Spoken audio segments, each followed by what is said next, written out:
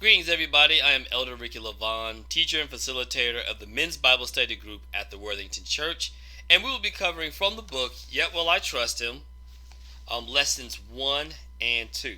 Now, lessons 1 and 2 actually cover the chapters Job chapter 1 through 3, and there's just a few points I just want to go over for this particular lesson study.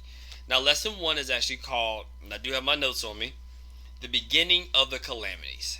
Now, the interesting thing about that we learn from the beginning of the calamities, or from this particular lesson, is that in Job chapter 1 and 2, there was at least two different points and overall points that we really learned from this particular book. The one thing that we learned was that there was this group of beings that came along as well with to God as well as Satan himself. And this is when Satan, of course, is accusing Job that Job would only serve him because of his wealth and his money and his health. And God was like, well, actually, if you really consider it greatly, you'll notice that Job is a better person than that. And the other interesting thing that we did talk about for a while was like, but who were these other beings that was there in heaven? It doesn't sound like it's the other heavenly host, the other angels, or those other beings that's up there that we sometimes read about in Revelation. Instead, it sounds like it could have been from other planets, and we were all saying that that's definitely a strong possibility. It sounds like that's what the Bible's hinting at. You would almost think that it would probably be true because if you think about how big the universe is, it is massive. I mean, the universe is so large. Even just the system that we're in, the Milky Way is unbelievably big. So just to know that we're a planet living in the Milky Way, I would imagine there's thousands and millions of other constellations out there. I would imagine there would have to be some kind of life on other planets. I would imagine so. I'm talking about more than just space bugs or little arthropods or anything like that. I'm talking about other beings.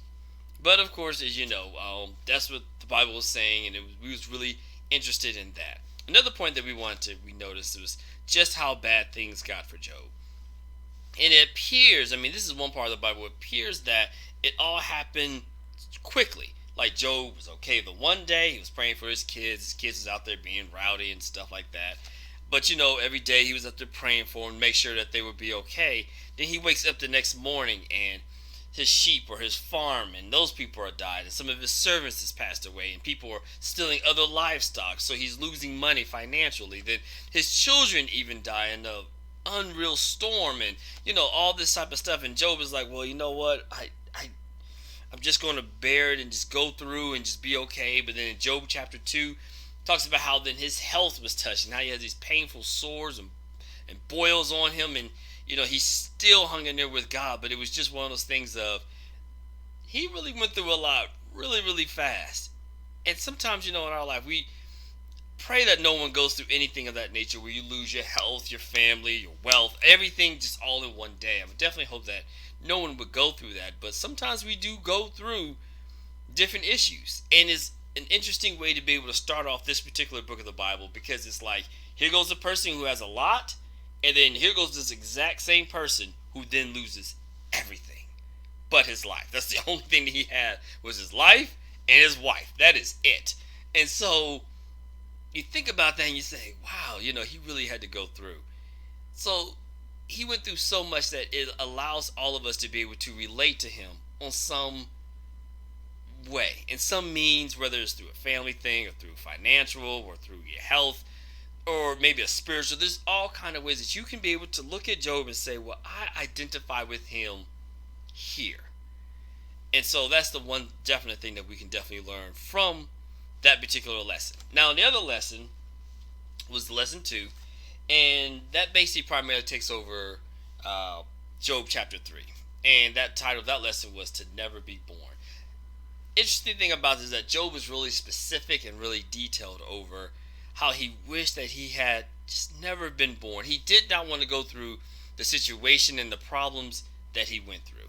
That doesn't mean that he was necessarily suicidal. It wasn't that. He didn't want to kill himself. He just didn't even want to have to go through the pain that he went through.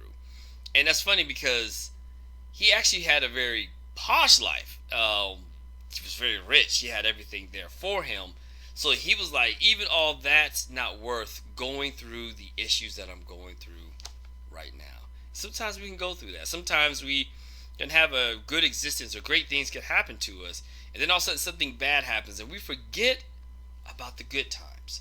I do want to encourage you not to forget about the good times, but to remember that there were good times. I'm hoping at least sometime in your life there were some good times in your life. And also never ever to forget those, but use that as strength to be able to say, Lord, I know it was good for me here.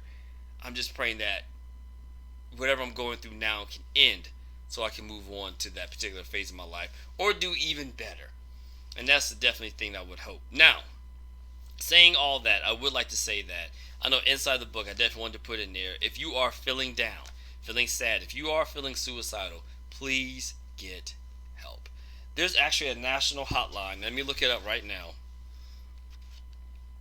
That for no matter who you are in whatever state that you might be in, a national suicide prevention lifeline. Their number is 800 273 8255. That is 800 273 8255. Visit them at their website, suicidepreventionlifeline.org. I'll make sure to put that in the comments below so that way you're able to click on them and be able to get them. If you need help, if you know someone who might actually need that help, please do not waste time. Make sure to put that information in their hands. As a matter of fact, one of the charities related to this book actually deals with suicide, and it was a big reason why they were chosen, because I want to make sure that if you are feeling like you're too down and out, that no matter what, there's someone out there ready to help, to talk you through something, to maybe give you the resources so you can overcome whatever situation that you're going through. Also, if you know someone who's a family friend, a pastor or a spiritual leader, or one of your co-workers, anyone of that nature, you feel like, I need to talk to someone, please by all means reach out and talk to them. Maybe just whether you want to get personal about what you're going through, or if you feel like you just need someone just to hear, to make you laugh, or just to talk to, whatever it is, please reach out to someone. I don't want to see anyone think that suicide is the only way out. There are other ways.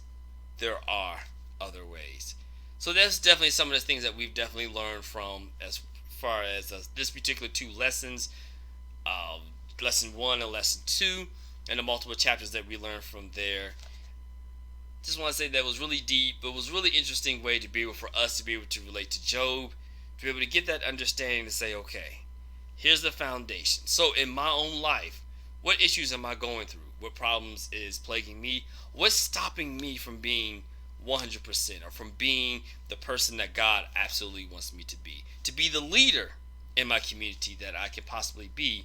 So what is it that's stopping me? Sometimes it's self, but sometimes it is outside situations, things literally trying to stop you from you being able to be the person that you can be. So I just want to say thank you so much. Please definitely join us.